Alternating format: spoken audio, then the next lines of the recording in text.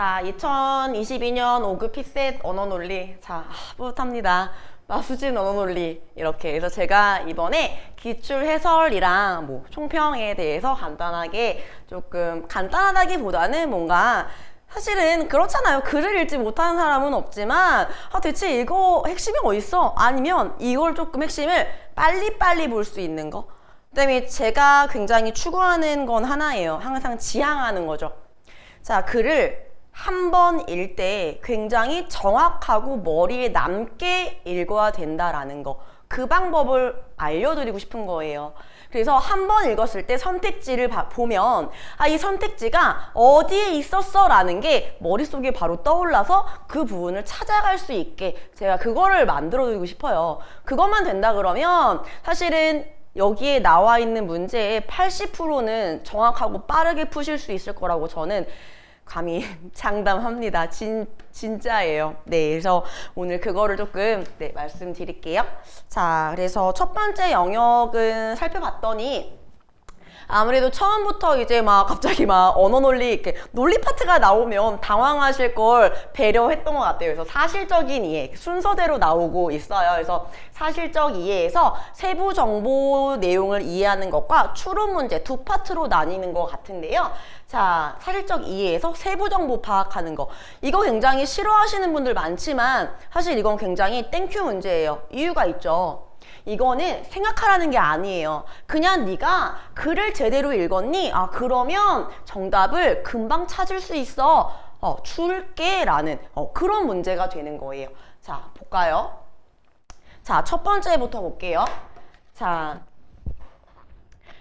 피셋 같은 경우에는 이렇게 알 수 있는 것, 알 수 없는 것 이런 게 잘 밑줄이 쳐져 있지 않더라고요. 그래서 이때 여기에서 실수해서 반대로 고르시면 너무나 속상하실 것 같아요. 그래서 저 같으면 알 수 있는 것은 이렇게 하고 넘어갈 것 같습니다.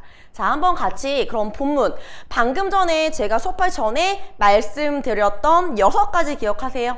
자, 제가 한번 그것대로 읽어보고 같이 풀어볼게요. 정말로 핵심어는 반복이 되는지, 정말로 문단의 마지막 문장은 정말로 정답률이 높은지, 그러나 그런데 이런 데 정말 중요한지, 슬래시 정말 정확하게 읽을 수 있는지, 자, 저랑 한번 살펴보실게요. 자, 1번이에요. 자, 첫 번째, 조선의 군역제는 양인 모두가, 자, 양인이 뭐예요? 그렇죠, 평민들이죠. 자, 군역을 담당하는 양인 개병제였다. 자, 그럼 지금 조선의 군역제에 대한 글이구나. 양인 개병제였대요. 그러나, 그럼 사실 얘가 중요한 건 아니죠.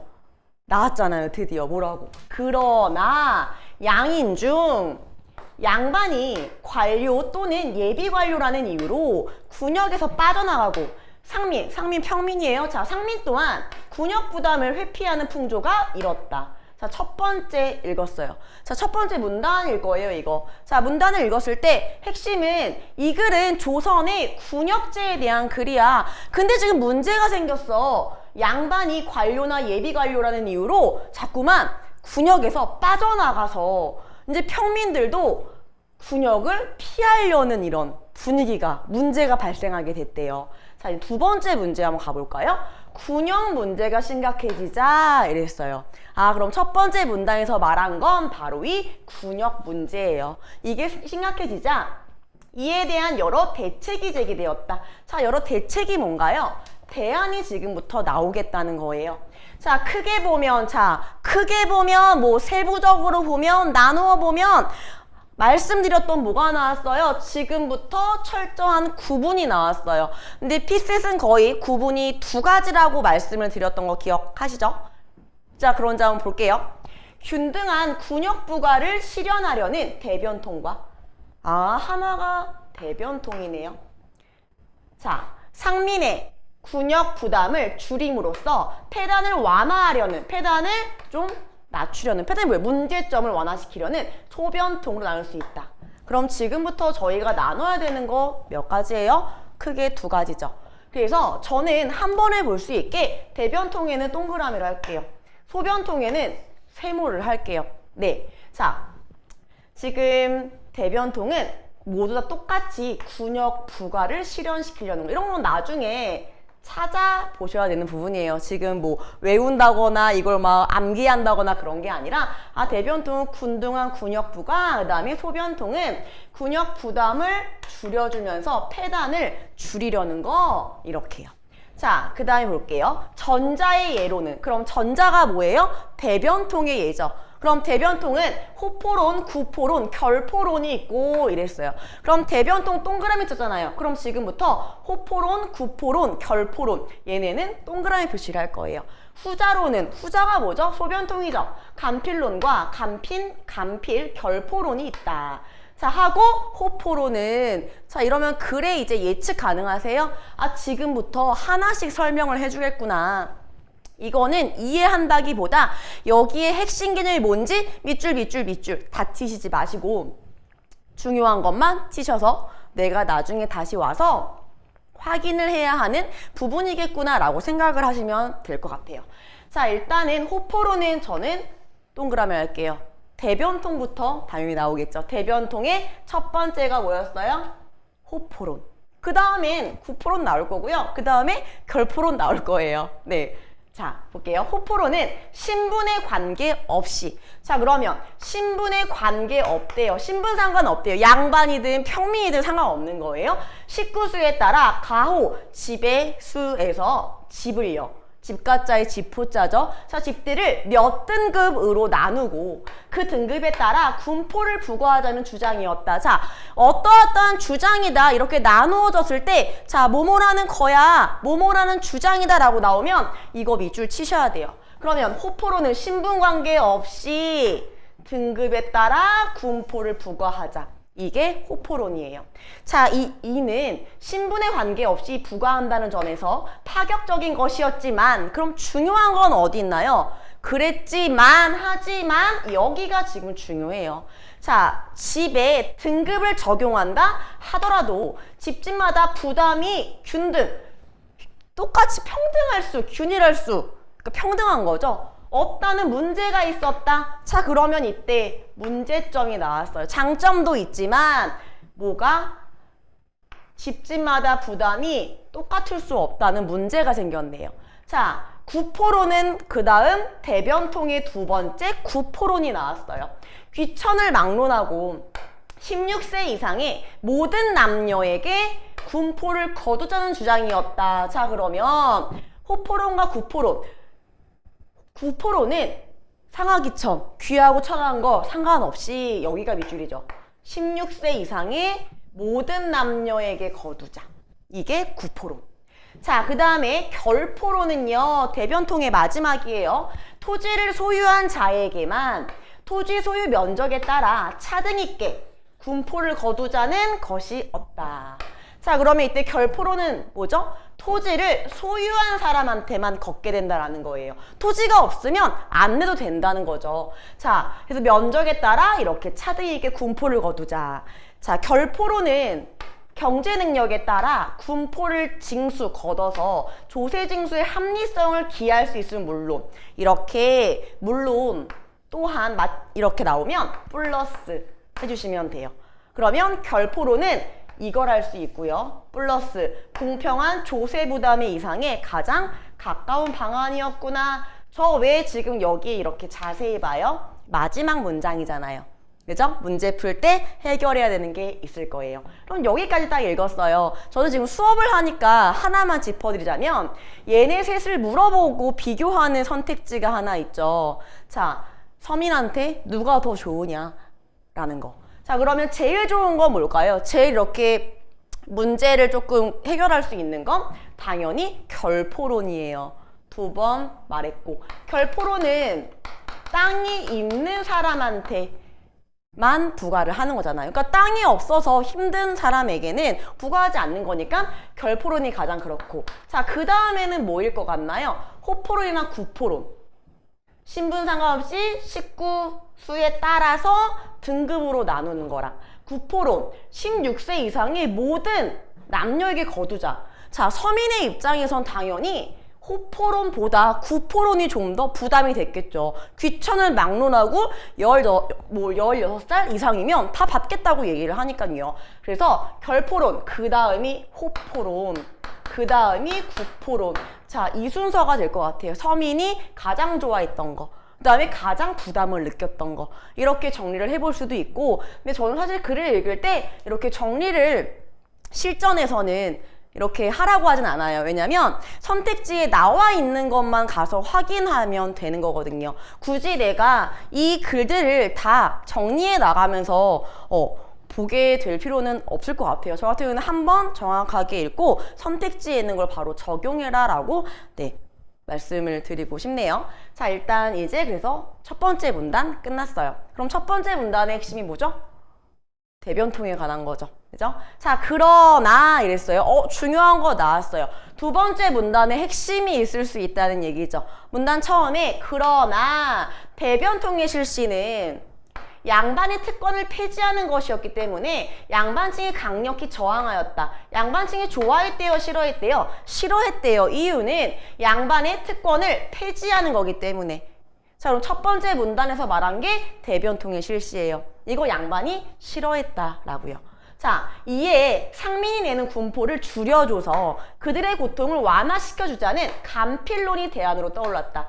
자, 여기에 대안이 지금 뭐가 나왔어요? 간필론이 나왔죠. 간필론은 뭐예요? 소변통이잖아요. 그럼 지금부터 소변통이겠구나. 세모가 되는 거죠. 네. 자, 그래서 간필론은 상민에는 군포를 줄여주자고. 그래서 고통을 줄여주자는 거예요. 자, 그런데, 하지만, 그런데 기억나시죠? 그런데 간필론의 경우 국가의 군포 수입이 줄어들게 돼요. 막대한 재정 결손이 수반되는 거예요. 재정상이 마이너스가 막 나는 거예요. 자, 이에 대한 대책이 마련되어야 했다. 자, 이에 상민이 부담해야 하는 군포를 두 필에서 한 필로 감축하고, 자, 그 재정 결손에 대해서만 양반에게서 군포를 거주다는 간필 결포론이 제기되었다. 자, 그러면 간필론의 문제점이 뭐였어요? 재정 결손이 동시에 수반되는 거예요. 이거를 해결하는 게 간필 결포론이구나. 그럼 이거는 뭐냐? 핵심이 어딜까요? 여기 밑줄 쳐야 될까요? 아니죠. 뭐 두 필, 한 필, 물론 수치가 나오면 문제에서 찾아가기 쉽게 수치가 나오면 여기 찾아가시면 돼요. 자, 네, 재정 결손에 대해서 여기죠. 재정 결손에 대해서만 양반에게서 군포를 거두자. 자, 양반들도 이에 대해 일정 정도 긍정적이었으므로 좋아했대요. 자, 1751년 간필 결포론을 제도화하여 균역법을 시행하였다. 그러면 여기에서 균역법은 이꼬르 간필 결포론이었구나. 근데 지금 문제를 보게 되면 제가 좀 봤을 때 연도를 제시해주고 세기로 물어보는 문제들이 많죠. 그래서 아예 그냥 18세기구나 라고 알고, 그래서 이렇게 18세기 적어 놓으시면 뭐 좀 편할 것 같고요. 그냥 바로 보시고 빨리빨리 푸실 수 있으신 분들은 그냥 푸셔도 괜찮을 것 같아요. 자, 저는 문과라 숫자에 좀 약하거든요. 그래서 좀 이렇게 체크하는 편이긴 해요.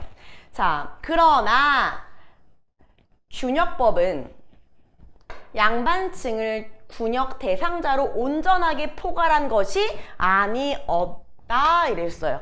그러나 뒤에 문장이죠. 그럼 양반층을 온전하게 포괄한 게 아니었다라는 게 나왔네요. 자, 양반이 지게 된 부담은 상민과 동등한 군역 대상자로서가 아니라, 그래서 이렇게 나오면 어떻게 하냐면 상민과 동등한 군역 대상자로서가 아니라, 이 뒤에가 밑줄, 이런 식으로 필기를 합니다. 자, 민생의 개선에 책임을 져야 할 지배층으로서의 재정 결충하기 위한 양보에 불과한 것, 안 좋은 거죠. 거기에 불과했다는 건 근본적인 해결 방안이 될 수 없었다. 근본적인 문제 해결책이 아니었다라는 한계 쪽이잖아요. 그렇죠? 자, 결국 마지막 문장이에요. 균역법은 자, 불균등한 군역 부담에서 일어난 폐단을 근본적으로 해결하는 개혁이 될 수 없었다. 마지막에 균역법의 한계예요. 근본 해결하는 폐단 개혁은 될 수가 없었다라는 거죠. 그럼 이제 풀어볼까요? 정말 기억나나 한번 찾아가 보세요.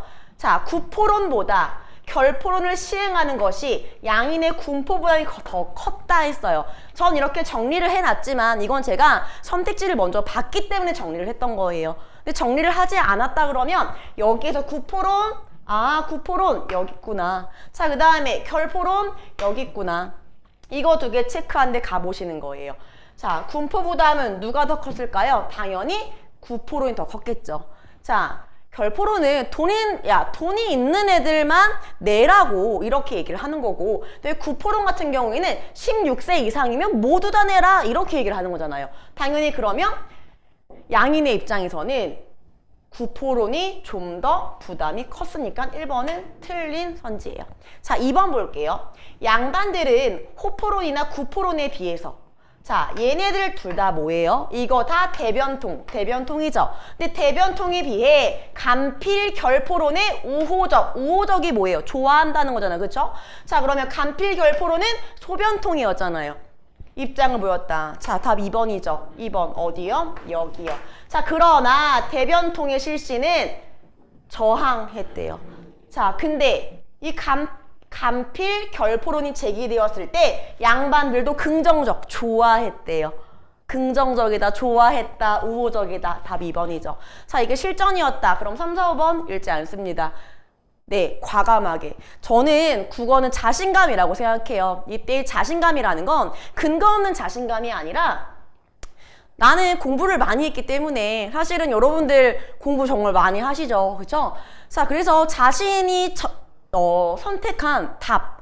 내가 근거를 확실하게 찾았다라는 확신이 드시면 그 밑에 선지는 과감하게 패스하실 수 있어야 한다고 저는 생각합니다. 자, 정확히 찾은 거잖아요. 헷갈리는 게 0이에요, 0. 이런 경우는 이거 3개 버리고 2번 찍고 넘어가셔도 내용일치 문제에서는 그렇게 크게 타격이 없고 실수도 없을 거다라고 저는 생각합니다. 자, 그러면 일단 저는 수업이니까요. 일단 3, 4, 5번은 왜 그래요? 라고 궁금하실 것도 같아서 한번 같이 찾아볼게요. 자, 균역법은 균등 과세 원칙 아래 군포에 대한 양반의 면제 특권을 폐지하였다 이랬어요. 자, 균역법은요, 일반적으로 간필 결포론인 거죠. 그죠? 이걸 바탕으로 시행을 했으니까요. 근데 군포에 대한 양반의 면세 특권을 폐지하였다? 이건 아니잖아요. 면세 특권 폐지하게 된 거는, 특권 폐지는 대변통이에요. 근데 이거는 소변통이잖아요. 그죠? 그래서 3번 틀렸고, 결포론 이거 대변통이죠. 공평한 조세 부담에 이상해. 자, 호포론은 이것도 대변통이죠. 균등한 균역 부과에 이상해 가장 충실한 개혁안이었다. 자, 사실은 결포론과 호포론 가보면요. 자, 공평하게 세금을 내라. 이거는 누구 쪽이에요? 호포론 쪽이죠. 얘네는 신분에 관계없이 이렇게 내. 근데 결포로는 돈이 있는 사람한테 거두어 갈게 이거였잖아요. 자, 그러니까 결포로는 이거 두 개가 지금 균등한 거랑 공평한 거랑 두 개가 바뀌었어요. 그래서 4번 안 되고 5번 볼게요. 구포로는 16세 이상의 양인 남녀를 군포부가 대상으로 규정한 반면, 자, 그러면 구포론 맞네요. 여기까지 맞는 말이에요. 자, 그런데 호포로는 모든 연령의 사람에게서 군포를 거둘. 호포론 가볼게요. 신분에 관계없다고만 얘기했지 모든 연령의 사람에게서 군포를 거두자는 입장은 아니었어요. 5번도 그어지게 됩니다. 그래서 정답은 2번이 되는 거예요. 자, 어떠신가요? 한 번에 찾아가실 수 있으셨나요? 자, 글을 제대로 읽었구나. 내가 한 번에 파악을 했구나. 그러면 이 선택지들이 어디 있는지 이렇게 금방금방 찾아가실 수 있어요. 지금부터 연습해야 하는 건 그런 거 같아요. 제가 그거 말씀 안 드렸네요. 자, 지금 사실적 이해 파트 하잖아요. 그 문제가 지금 1번, 2번, 3번, 4번. 이게 이제 사실적 이해에서 세부 내용, 그러니까 단순 내용일치라고 저는 불러요, 사실은. 자, 이런 식의 유형이 4번까지 있는 거예요. 자, 2번도 한번 해볼게요.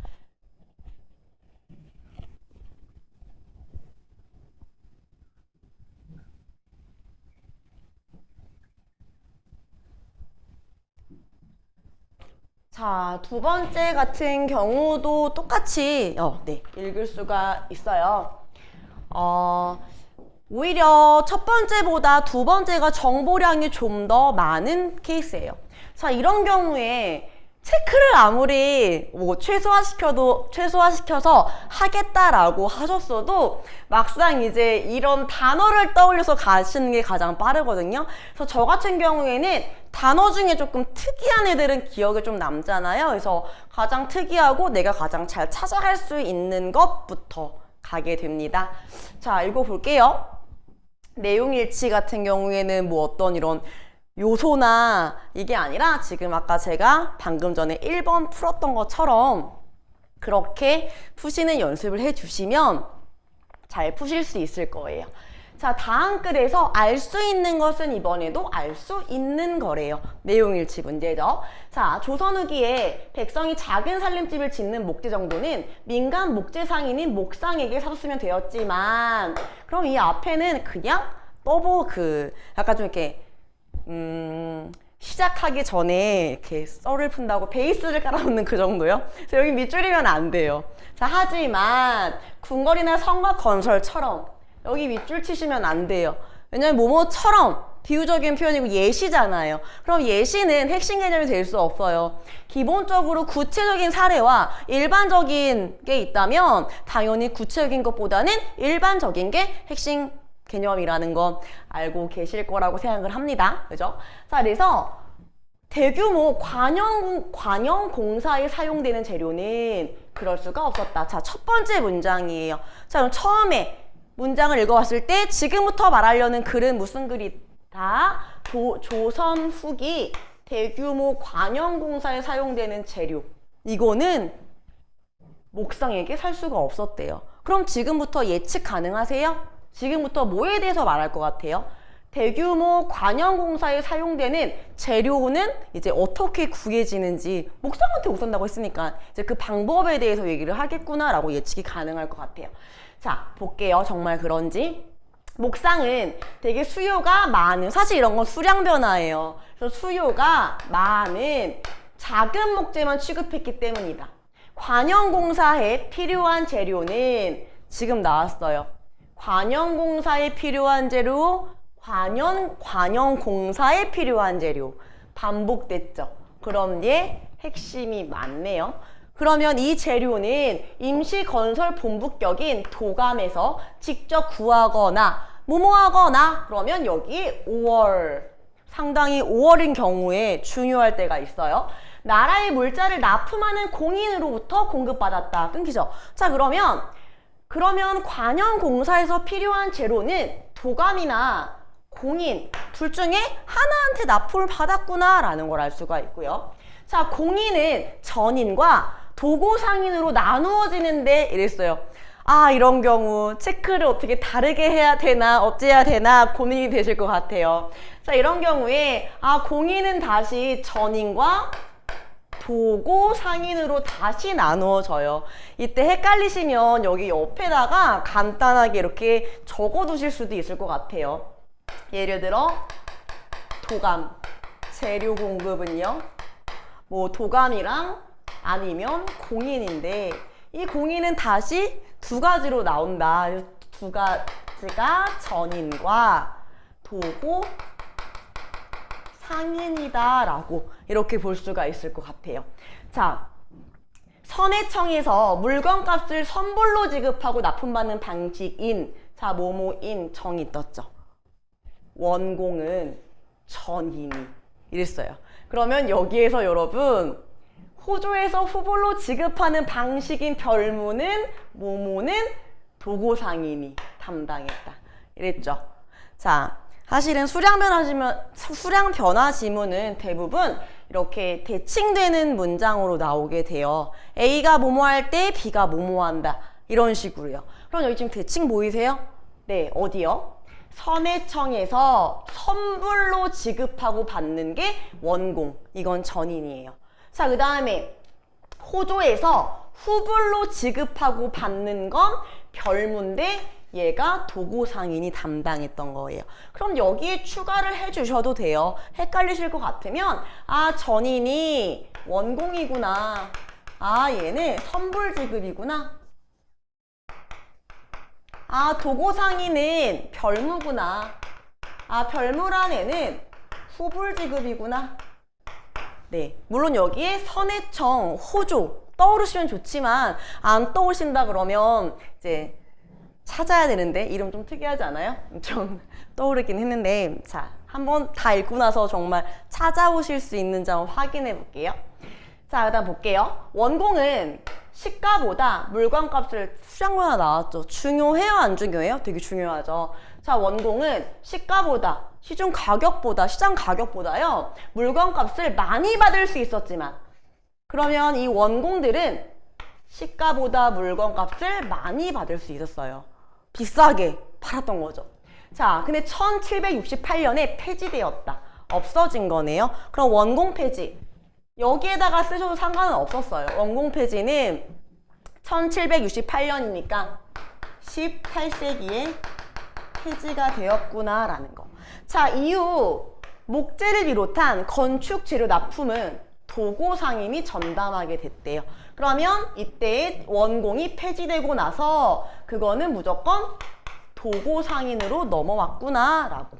자, 도고상인은 시가보다 낮은 비용을 받으면서 자, 그러면 원공이랑은 조금 다르죠. 원공 같은 경우에는 돈을 좀 많이 벌고 싶었던 거예요. 시가보다 많은 비용을 받았지만 도고상인 같은 경우에는 시가보다 낮은 비용을 받아요. 그러니까 싼 가격에 조금 이렇게 대줬던 거죠. 그죠? 근데 과중한 세금을 감내했는데 세금이 엄청 빡셌던 거예요. 그래서 이거를 좀 참아냈는데 근데 뭐든 참으면 이유가 있겠죠. 왜 참았느냐?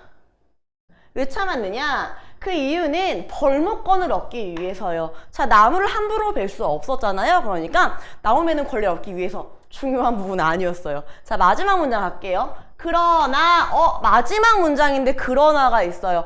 네, 집중하셔야 돼요.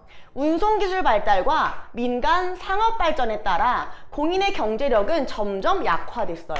자, 19세기부터 세기 지금 구분되죠. 주로 민간 목재 상인이 여러분, 민간 목재 상인 기억나세요?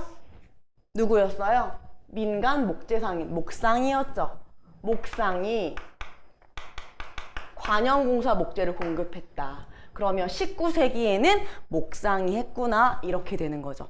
그럼 정리해 볼까요? 네, 지금은 공부를 하는 거니까요. 정리하면 자, 관영공사의 재료는 목상이 못해. 도감 아니면 공인이 할 수 있어요. 자, 공인은 전인과 도고상인으로 나뉘는데 이렇게 원공대, 별무, 선불제, 후불제. 자, 근데 18세기에 폐지가 되었고 도고상인으로 전담됐다가 19세기에는 어떻게 되는 거예요? 19세기에는 목상. 이 사람이 맡게 되었다라고 정리가 되겠네요. 자, 이때 수량 변화 나왔던 거, 물건값을 많이 받을 수 있고 물건값을 적게 받았다라는 거, 요거 한번 보셨으면 될 것 같아요. 됐나요? 자, 두 번째 문단 한번 가볼게요. 자, 똑같은 얘기인지 아닌지 한번 볼게요. 자, 산지의 목재는 수로 물길을 통해 배로 운송되었다.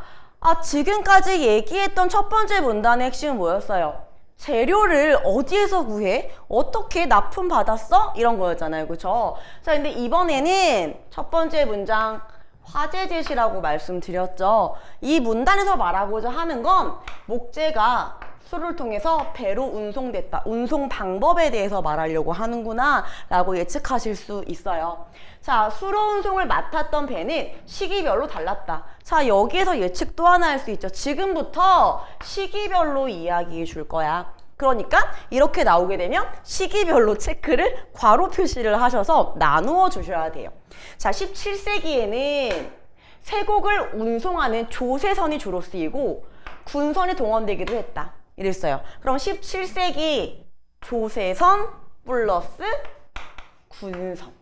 자, 그러나가 나왔네요. 그러나 18세기에는 조세선보다는 군선과 개인이 소유한 플러스 사선의 비중이 커졌다. 이랬어요. 그럼 조세선 얘 말고 얘네 둘의 비중이 컸어. 자, 군선은 조세선보다 크고 튼튼했기 때문에 자주 동원됐대요.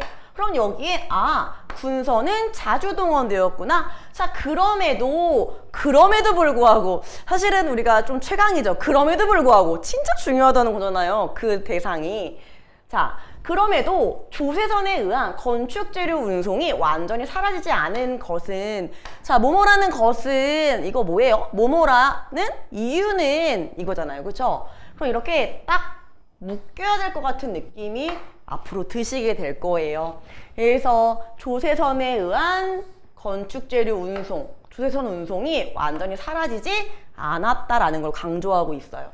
원거리 운항 기술이 축적되어 있었고 항해술이 노련하여 군선보다 사고 위험이 덜했기 때문에, 그럼 사고 위험이 덜하고 항해술 뛰어나고 운항 기술이 더 많이 뛰어났기 때문이겠죠. 마지막 문장이에요.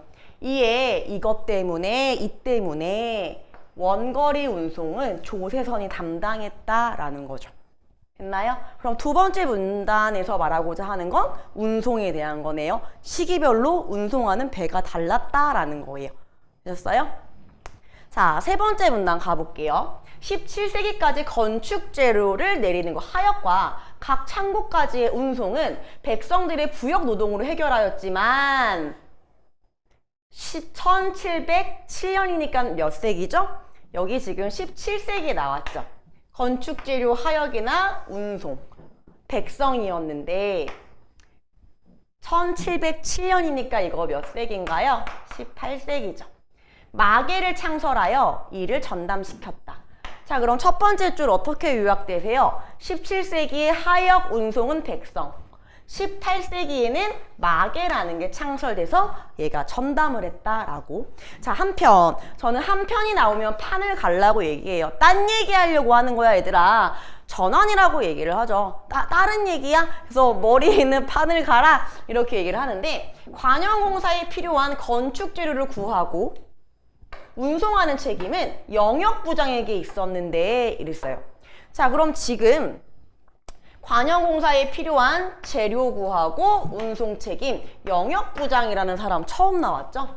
자, 1789년에 폐장이 설치되어 이를 대신하였다. 사실은 이그죠? 중요하죠? 그럼 이게 뭐예요? 영역부장을 대신한 게 누구구나? 폐장이라는 거구나. 폐장이 설치되었구나. 그러면 1789년 똑같이 18세기, 그죠? 자, 영역부장은 도감의 최하위 관리직으로 작업소별로 몇몇이 배정되어 실무를 맡았다. 영역부장 위의 도청은 자, 재료의 반입 및 공사의 검수 등 행정 전반을 진두지휘했다. 자, 그럼 누가 높은 거예요? 도감보다는? 도청이 당연히 높겠죠. 자, 하지만 마지막 문장인데 하지만 떴어요. 지방의 관영공사에 필요한 재료 구입은 지방 감영 소속의 군수 또는 만호가 담당했다. 이렇게 해서 맨 마지막 문장 하역하고 운송 어떻게 바뀌었는지 이게 나왔어요. 풀어볼게요. 정말 찾아가 보세요. 한번 같이 한번 찾아봐요. 네, 자 1번부터 볼게요. 선해청에 목재를 납품하는 것보다 도감에 납품하는 것이 보다 큰 수익을 올릴 수 있어요. 돈을 많이 벌 수 있었대요. 자, 그러면 선해청에 목재를 납품하는 것, 이거 누구였어요? 선해청에 어디 있죠? 선해청 여기죠. 선해청에 납품한 애는 성불로 지급을 받는데 얘 돈 조금 받았어요? 많이 받았어요? 선불 지급하는 애 원공이었죠. 얘는 시가보다 돈을 많이 불렀단 말이에요. 그러니까 보다 큰 수익을 올릴 수 있었던 건 도감에 납품하는 게 아니라 선해청에 납품을 해야지 돈을 많이 벌 수 있었기 때문에 1번은 틀린 답이에요. 자, 2번 19세기부터 관영공사의 목재 공급과 운송을 주로 목상이 담당하면서 영역부장이 폐지되었다 이랬어요. 자, 그러면 19세기에 목재 공급과 운송을 목상이 담당한다? 지금 이때의 목상은 목재 공급만 담당하게 됩니다. 자, 운송도 아니고요. 또 하나, 이때 19세기에 영역부장이 폐지되었다? 그런 말 있어요? 없죠. 그죠? 그럼 19세기에 했던 거는 19세기는 나오나요? 19세기를 쓴 적은 없는 것 같아요. 그럼 18세기 이후가 되는 거잖아요. 그쵸? 자, 그래서 이때 뭐 18세기에 폐장이 설치되었기 때문에 여기에서 이렇게 저는 19세기를 찾을 수가 없는 것 같아요. 자, 그래서 19세기부터 이렇게 해서 이거에서 일단 틀리고 목상도 안 되고요. 영역부장이 폐지되었다라는 말. 네, 이거는 여기가 폐장으로 바뀌었다. 그 얘기인데, 그래서 여기서 영역부장이 폐지되었다. 19세기부터 이 말은 다시 말해 폐장이 설치되었다. 라는 걸로 나왔으면 될 것 같아요. 자, 그 다음에 3번 같은 경우 만호가 지방관영공사에 사용하기 위해 구입한 목재는 도청의 책임하에 마계가 창업까지 운송하였다 이랬단 말이에요. 그럼 만호 바로 여기 있었죠. 자, 얘가 지방관영공사에 사용하기 위해 구입한 목재는 얘가 지방에 필요한 목재를 구입하는 거 맞아요. 도청의 책임하에 이런 말 있었어요. 도청의 책임하에. 도청은 지방이 아닌데 재료를 공급하는 애죠. 얘 책임하 아니었어요. 그 다음에 마계가 운송한다는 말 없었죠. 틀렸죠. 자, 4번 건축재료 값을 관청에서 선불로 지급하고 납품받는 방식이 폐지된 해 이랬어요. 그러면 이걸 우리가 찾아야 되겠네요. 이게 몇 년도, 뭐 몇 세기인지. 그러면 선불로 지급하고 납품받는 방식 어디 있어요? 여기죠. 이거 뭐였어요? 원공, 전인이었죠. 이거 언제 폐지됐어요? 18세기. 그러면 18세기 몇 년이죠? 1768년이에요. 자, 이때 18세기고 원거리 운송은 조선의 담당이었다? 이거 기억나시죠? 마지막 문장 어디예요? 원거리 운송은 이거 몇 세기예요? 18세기. 답 몇 번? 4번이요. 자, 이렇게 정확하게 찾았는데 이번에도 역시나 마지막 문장에 답이 있었다라는 거 보실 수 있으셨을 것 같아요. 네, 자, 마지막 5번은 그럼 가볍게 한번 봐볼까요? 자, 17세기에 이루어진 관영공사에서 도감의 영역부장은 전인으로부터 목재를 구입하여 운송할 책임이 있었다? 자, 이거 알 수 있어요? 자, 전인으로부터 구할 필요는 없죠. 자, 선택지는 전인만 있는 게 아니에요. 도보상인도 있고 도감도 있고 이렇게 되는 거죠. 한마디로 전인으로부터 구입해서 그럴 책임은 없었어요. 그래서 오답이 되는 거죠. 그리고 답은 4번이 됩니다. 여기까지 이해되세요? 네. 자, 이제 3번 문제 한번 가볼까요? 지금까지는 조금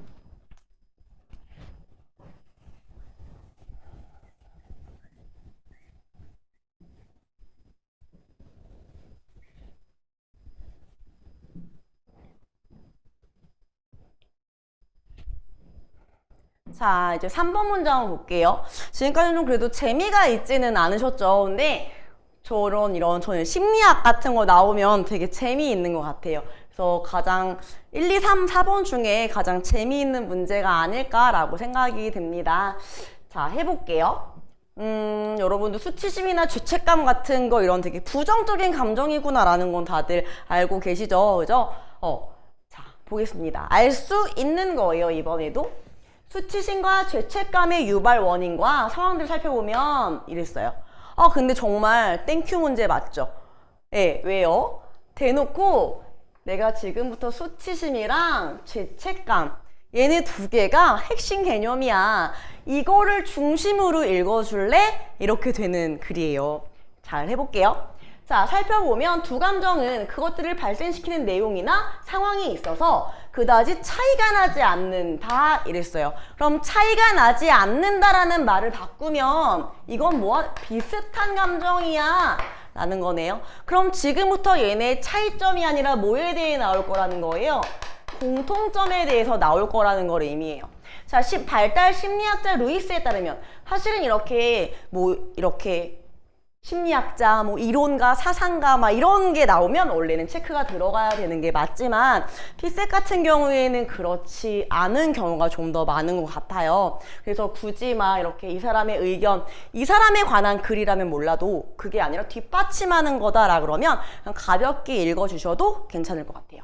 자, 이 두 감정은 자군 따옴표 있어요. 잘 봐야죠. 자의식적이면서 플러스 자기평가적인 2차 감정이며.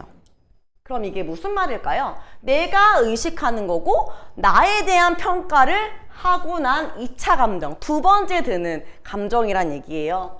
자, 내면화된 규범에 비추어 부정적으로 평가받는 일을 했거나 또는 그러한 상황에 처한 것을 공통의 조건으로 삼는다. 마지막 문장 갈게요. 그럼 공통 조건 나왔죠.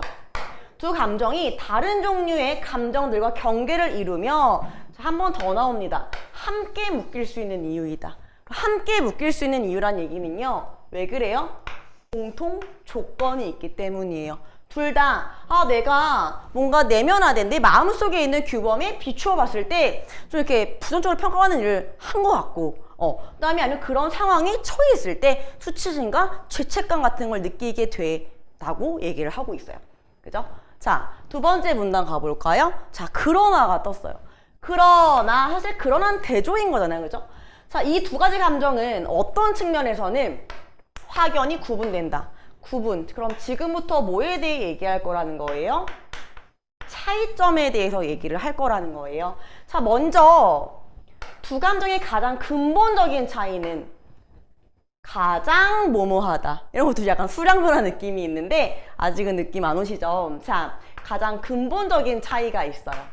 부정적 자기평가에 직면한 부딪힌 상황에서 자, 첫 번째입니다. 부정의 범위가 어디까지인지. 그러면 첫 번째 부정의 범위가 어디까지인지.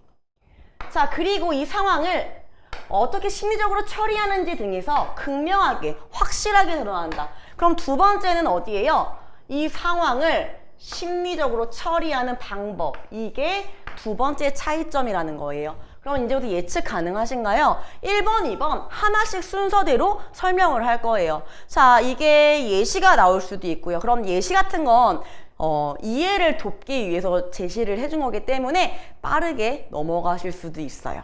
자, 수치심은 지금 누구부터 나와요? 수치심부터 나오죠. 그러면 적외선 공통이었기 때문에 제가 지금 둘 다 동그라미를 했지만 이제부터는 딱 두 개니까 동그라미 세모로 해도 괜찮을 것 같아요. 자, 저는 수치심은 동그라미로 할게요.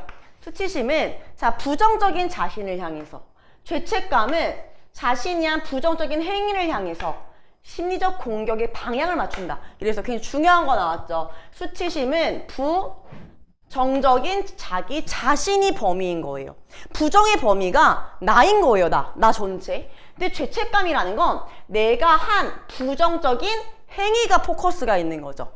자, 그러면 부정의 범위는 누가 더 넓은 거예요? 나 전체를 못마땅하게 안 좋다라고 여기는 것과 나는 좀 괜찮은 사람인데 이번에 내가 했던 행동, 이거 행동 하나가 조금 문제인 것 같아.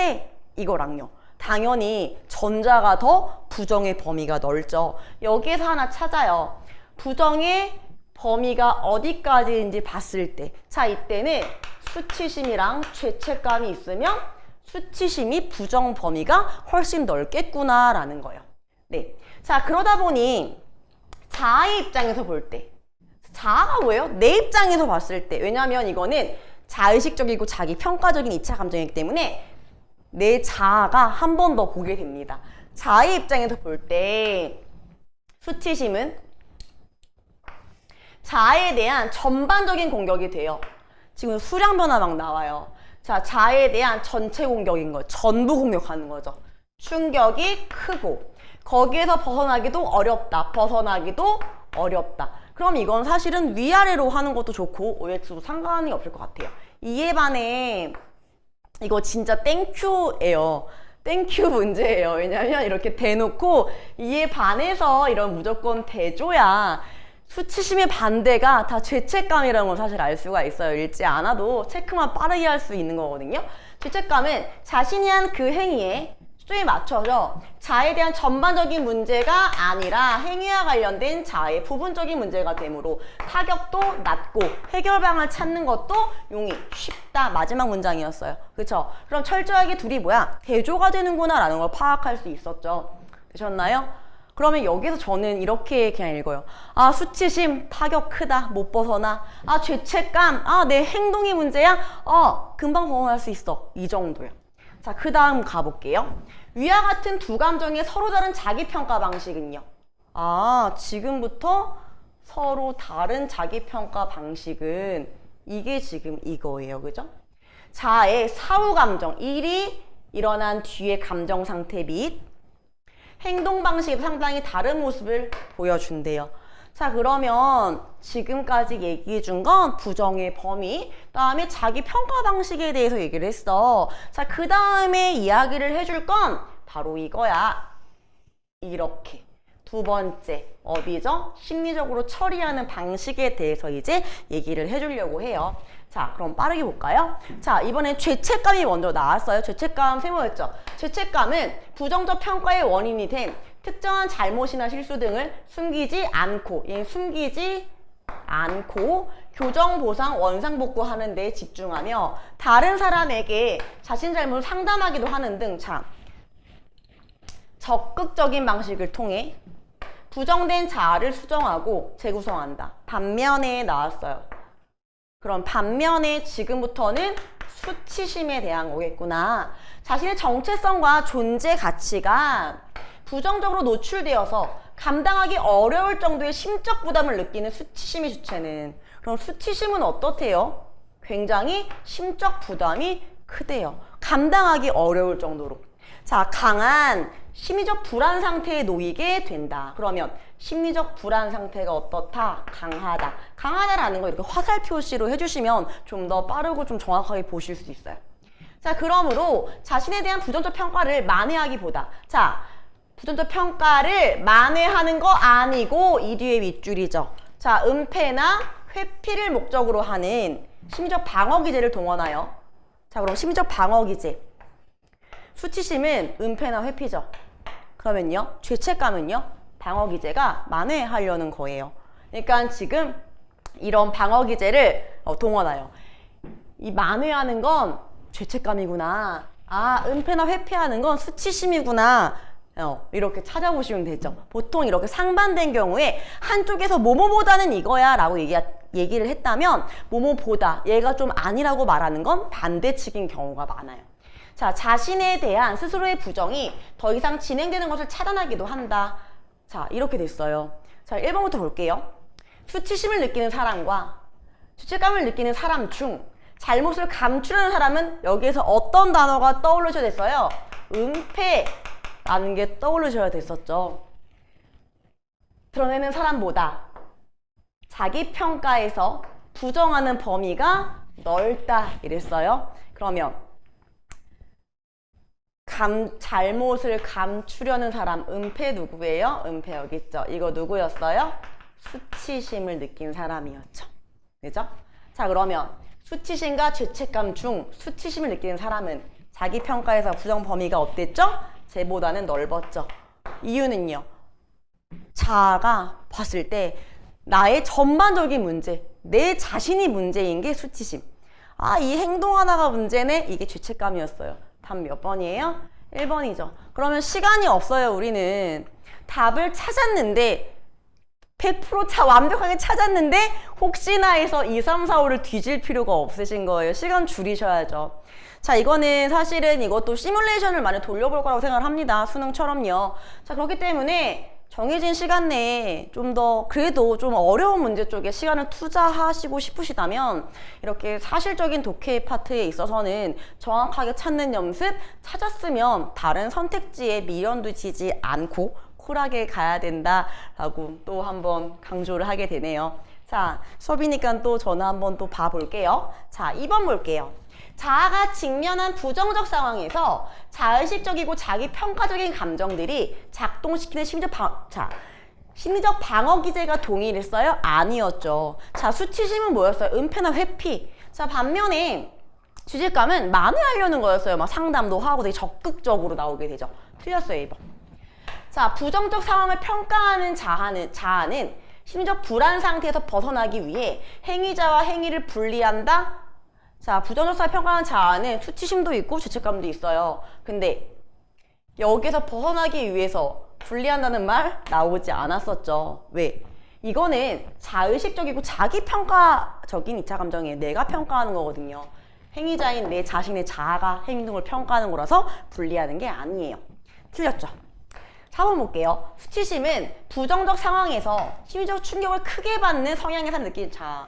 말이 안 되죠? 성향 차이가 아닌 거예요.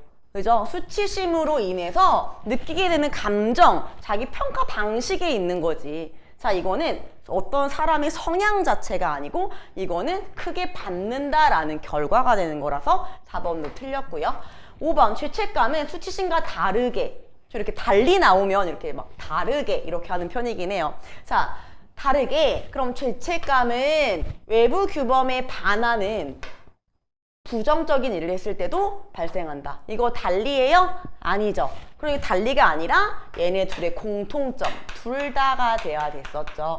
둘 다 외부 규범에 반하는 부정적인 일을 해. 자, 사실 이 말도 조금 틀리죠. 왜냐하면 얘네는 다 내면화된 규범에 비추어 봤을 때 부정적으로 평가받는 일을 했거나 여기에요. 그죠?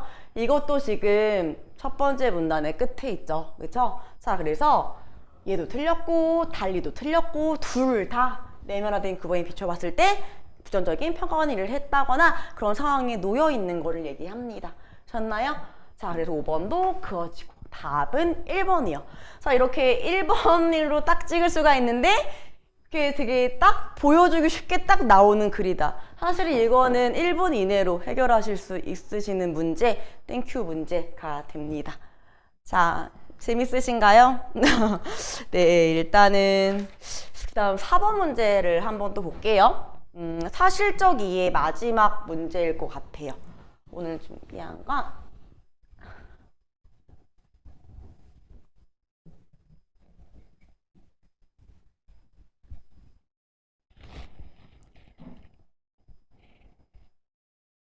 자, 다음 글에서 알 수 없는 것. 저는 지금 이렇게 빨간색을 이렇게 해놨지만 실전에서는 어때요? 실제 시험장에서 너무 떨리는데 이렇게 안 돼 있죠, 그죠? 이럴 때 뭐 X 이렇게 쳐주시고 확인할 수 있게 절대 실수하시지 않도록 체크 동그라미 X로 해주시고 확인하시면 될 것 같아요. 자, 이번에는 다시 1, 2번처럼 조금 재미없는 게 될 수도 있지만 사극 좀 보셨나요? 사극 잘 안 보시죠? 그쵸? 저희는 조금 이렇게 젊으니까 사극을 안 보시지만 이거 그냥 봉수하면은 좀 이렇게 떠오르실 것 같아요. 그래서 그런 거 떠올리시면은 쉽게 볼 수 있는데 딱 봤을 때 처음에 느낌은 되게 막 과학 지문인 것 같다라는 느낌이 있으셨을 수도 있겠지만 얘는 그렇게 과학의 기술 파트가 적용된 것 같은 듯 하면서 딱히 그렇게 막 이렇게 들어가 있는 게 아니라서요. 그냥 내용일치로 쉽게 읽어내실 수 있는 그런 지문이었어요. 자, 볼게요. 자, 봉수란 뭐뭐란 정이 떴잖아요. 그럼 이 글은 뭐에 대한 글이에요? 봉수에 대한 글이에요. 자, 낮에는 연기를, 밤에는 불빛을 이용하여 변경의 상황에 대한 정보를 중앙에 알렸던 우리나라 옛 통신수단이다. 첫 번째 문장을 읽어봤어요. 그럼 이 글은 뭐에 대한 글이냐? 봉수에 대한 글이에요. 자, 봉수라는 건 낮에는 왜 여기 지금 제가 밑줄 치려고 해요? 첫 번째 문장인데 대칭되잖아요. 그죠? 자, 낮에는 연기, 밤에는 불빛. 이렇게요. 자, 아궁이 5개로 이루어져 있으며 그럼 아궁이 5개. 사실은 수치가 나오면 숫자가 나오면 좀 조금 문제화되어 있는 경향들이 꽤 있어요. 그러니까 빨리 찾아가려고 이렇게 체크를 한다거나 아니면 논리 문제에서 숫자 같은 게 나오면 그게 되게 중요한 힌트가 되죠. 숫자는 체크해 주시면 조금 좋을 것 같고 그래서 뭐 그 대신에 막 항상 나올 거야, 꼭 나올 거야, 핵심어야 이런 느낌은 아니라서 그냥 이제 읽기 좀 편하시게 이렇게 해주시면 될 것 같아요. 다시 가볼게요. 아궁이 5개를 이루어졌으며 각각의 아궁이에 불을 지핌으로써 연기나 불빛을 만들어 먼 곳까지 신호를 보낸다. 자, 봉수는 이렇게 송신 지점에서 정보를 물리적인 형태로 변환시켜 보내고 수신점에서는 이렇게 저는 여기까지 딱 읽었을 때 뭘 하냐면요. 체크를 하려고 해요. 여기에선 이런데 여기에선 이렇다. 근데 각각의 과학기술 같은 경우에는 각각 특히나 기술 지문은 어느 부분에서 어떠한 역할을 하는지 짚어내는 게 굉장히 중요해요. 자, 그럼 지금 송신하는데 송신 지점에서는 정보를 물리적 형태로 변환시켜서 보내고, 자, 수신 지점 받는 애들은 송신 측에서 보낸 정보를 정해진 규칙에 따라 복원해내는 통신 방식이다. 마지막 문장 갈게요. 자, 이런 방식은 현대 디지털 통신과 유사한 점이 많다. 그러면 나오겠지만 현대 디지털 통신하고 내가 유사한 점, 공통점이 뭔지 설명해 줄게. 저희 사실은 대조는 차이점이고 유사한 점은 공통점이잖아요. 그죠? 비슷한 점에 대해서 설명을 하겠다고 이제 예언을 했어요. 예언? 이제 힌트를 줬다고 볼까요? 자, 두 번째 문단 한번 가볼게요. 자, 정보를 보내기 위해서는 이랬어요. 아, 그럼 지금부터 예측 가능하세요? 뭐에 대해 말할 것 같아요?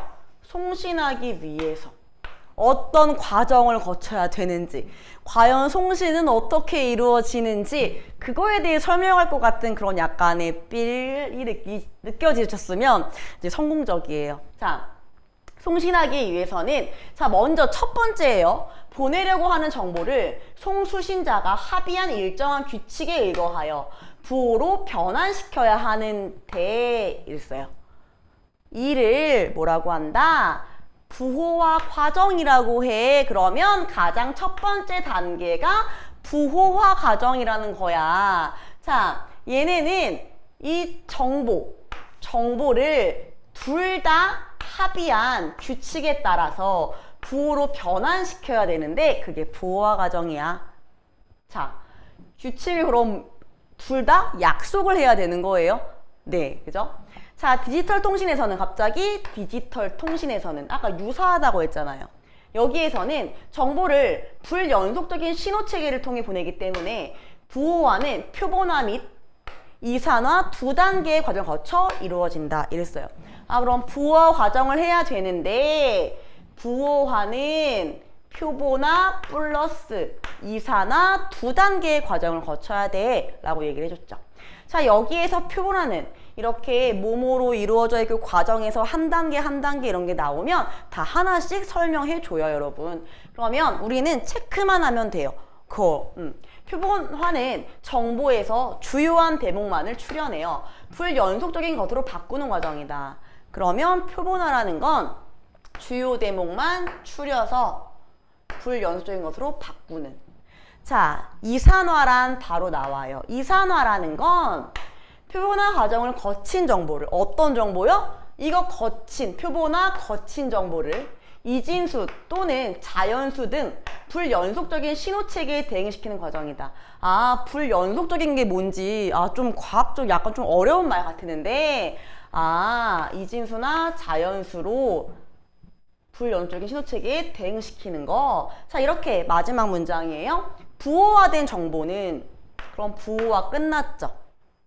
표본화하고 이산화 다 거친 정보는 또다시 전송 매체 성질에 맞는 형태로 바꾸는 과정, 이걸 변조라고 합니다. 그러면 변조가 두 번째 단계예요. 자, 그럼 정리해보면 두 번째 문단에서는 송신하는 거에 대해서 나왔죠. 송신 과정. 자, 송신자나 수신자가 합의한 규칙에 의거해서 정보를 보내야 되는데요. 그죠? 자, 이걸 하려면 부호화 과정을 거쳐야 된다고요. 근데 부호화 과정은 두 단계. 표본화, 그다음에 이산화. 이렇게 된 정보는 마지막에 매체에 따라서 바꾸는 게 어디죠? 변조. 매체에 따라 바뀌는 거. 자, 이렇게 설명을 했어요. 세 번째 문단 가볼게요. 봉수의 송신체계도 이와 비슷한 과정을 거친다. 그럼 지금부터 말하려는 핵심은 봉수의 송신체계인 거죠. 네, 첫 번째 문단에서 정의를 내렸던. 그죠? 자, 이와 비슷한 과정을 거친대요. 자, 먼저 전달하고자 하는 정보를 위급한 정도에 따라, 자, 위급 정도에 따라 아무 일도 없음, 적이 출현했음, 적이 국경이 다가오고 있음, 국경을 넘었음, 자, 피학 안에 전투가 벌어지고 있음. 자, 표본화한다. 이렇게 위급한 정도에 따라 상황을 나누는 걸 표본화라고 하는구나, 봉수에서는. 그죠? 자, 표본화 과정을 거친 5개의 정보는 위급한 순서에 따라서 가장 덜 위급한 것, 자, 이런 거. 덜 위급한 것부터 1, 2, 3, 4, 5 수에 대응시켜 이산화. 아, 표본화된 거, 이거 5개를 덜 위급한 것부터 1, 2, 3, 4, 5를 매기면 이게 이산화 과정이구나. 여기까지 되세요? 자, 그럼 질문할까요? 자, 3번에 대응되는 건 어떤 내용일까요? 3번. 1, 2, 3. 적이 국경에 다가오고 있다. 여기가 되겠네요. 그쵸? 자, 이게 이제 이렇게 하는 게 이산화 과정이에요. 못 끝났죠? 여기 끝났죠? 이제 남은 건 뭐밖에 없어요? 변조밖에 없네요. 자, 그리고 마지막 문장이에요. 자, 봉수의 신호는 불빛이나 연기의 형태로 전송되므로, 자, 불빛이나 연기가 그러면 뭐가 되는 거예요? 매체가 되는 거죠. 아까 변조할 때 전송 매체 성질에 맞게 변조를 해야 됐으니까 이때 이게 바로 매체예요. 그래서 이산화된 수만큼, 원래 뭐뭐만큼 불을 지피는 것으로 변조한다. 자, 송신 과정 끝났어요. 봉수에서는 송신 체계가 이래, 송신 과정이 이래, 굉장히 디지털하고 비슷하지? 이렇게 설명을 한 거예요. 되셨나요? 마지막 볼까요? 봉수의 신호 체계에서는 표본화된 정보를 아궁이의 불을 지핀 숫자에 대응하는 자연수로 이산화했지만, 이산화하는 방법이 이것만 있는 건 아니래요. 그럼 하지만 떴어요. 그럼 이 주에 이것만 있는 건 아니야. 또 다른 방법을 얘기해 주려고 하나 봐요. 근데 다행이죠. 남은 문장이 굉장히 적어서 제가 핵심이 되긴 조금 무리가 있어 보여요. 자, 현대 디지털 통신 체계와 같이 이진부호 체계를 도입하여 각각 아궁이의 불을 지핀 경우를 1로, 지피지 않은 경우를 0으로 하여 이산화한다면, 자, 봉수에서도 원리상 5가지 이상의 정보를 보낼 수도 있게 된대요. 자, 우리가 이렇게 디지털 통신 체계는 많이 나오죠. 이진수로 이루어지니까 0 아니면 1 아니면 0 이런 식으로 막 환원하는 것도 많이 나오고, 이런 거는 뭐 컴퓨터 나오는 그런 것도 그렇고 정보 처리 과정에서 좀 많이 보게 되는 부분인 것 같아요. 자, 여기까지요. 자, 그럼 정말 쉬운 점 한번 해볼까요? 봉수의 신호 전송 체계에서 아궁이에 불을 지피는 건 변조 과정. 맞나요? 변조. 자, 그쵸? 변조하는 거. 불 붙인다고요. 그쵸? 1번 맞네요. 2번, 이산화 방법을 다르게 하면 봉수는 최대 10가지 이상 자, 맥시멈 10가지라고 했죠. 방법을 다르게, 방금 읽었죠? 그죠? 어디예요? 여기요. 방법을 다르게 했단 말이에요. 이렇게. 근데 원리상 5가지 이상이라고 얘기했지 맥시멈 최대 10가지라고 말한 적은 없어요. 이건 우리가 알 수 없어요. 오답은 답 2번이에요. 저 또 마지막 문장에서 찾았어요. 진짜요? 저 지금 4개 풀었는데 답 지금 거의 다 마지막 문장에 그러나 뒤에 있었어요. 그죠? 저 거짓말 안 했어요. 자, 그래서 이렇게 답이 2번이에요. 그럼 또 넘어가실 수 있죠. 그냥 그 다음 문제로. 그래서 이 4문제 푸는데 사실은 시간을 그렇게 쓰시지 않는 게 맞다고 생각을 해요. 아마 4분 컷 정도면, 아니면 5분 컷 정도면 될 것 같아요. 4문제. 자, 3번 볼게요. 봉수 신호의 부호화 규칙을 알지 못한다면, 자, 규칙 모르면요, 수신자는 올바른 정보를 보관할 수 없죠. 그쵸? 규칙, 합의한 규칙에 일정한 규칙 여기 나오잖아요. 이거기 때문에 규칙 모르면 안 돼요. 그죠? 자, 맞는 말. 4번, 봉수대에서 변조된 신호 형태는 낮과 밤, 첫 번째 문장, 낮에는 연기, 밤에는 불빛. 그죠? 5번, 봉수를 이용한 신호 전송에서 연기가 도구에 표현된 봉수는 2번, 저기 출현했다. 그러면 2번은 1번, 2번, 저기 출현. 맞네요. 5번도 정답. 자, 여기까지가 사실적 이해에서 세부 내용 파악하는 그런 글이었어요. 그래서 저는 이거를 앞으로 단순 내용일치 문제라고 저는 부를게요. 정말 단순 내용일치거든요. 여러분한테 뭔가 생각해내, 막 추론해 이런 영역이 아니라 이제 자료를 주어줬을 때 내가 지금 말한 게 어디 있을까? 네가 찾아가 봐서 한번 풀어봐. 이게 맞는지 아닌지 OX 문제랑 약간 비슷하다라고 생각하시면 부담 없이 풀 수 있는 유형입니다, 여러분. 자, 이런 문제는 땡큐 문제 많을 것 같아요.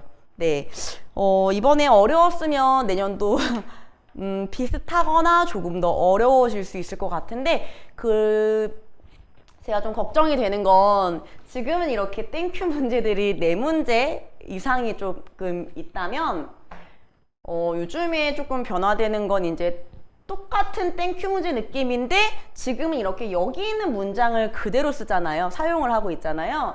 근데 난이도가 점점 높아질수록 어떤 현상이 발생하냐면 여기에 나와 있는 이 선택지의 말을 다른 말로 바꿔서 출제를 하는 거예요. 선택지가 다 그렇게 구성이 되어 있으면 땡큐 내용일치 문제가 마치 추론 문제처럼 느껴질 수 있다는 거. 네, 아직까지는 그런 문제가 그렇게 초안에 깔리지는 않는 것 같다라고 저는 생각이 들더라고요. 자, 뒤에 가서 한번 나오는 문제들이 있어요.